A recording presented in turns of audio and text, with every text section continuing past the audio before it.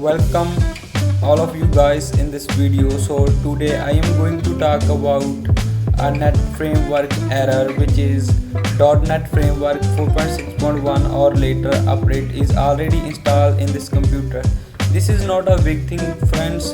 It's because some of higher version is already installed in your PC, or some of the files of higher version is in your PC. So it's very simple to solve, and sometimes it takes time, but now I am providing you a fastest way to solve this issue. So first you have to open uninstall program setups. You can also open this by pressing window and R key and type here appbridge.cpl, then OK. So you can automatically redirect it on this setting. You can see an option here, turn Windows features or off.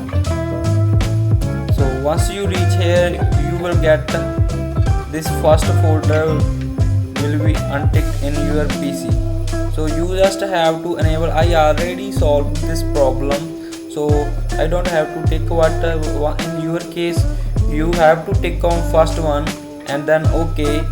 It will automatically resolve your problem and automatically get the drivers or required files for your PC.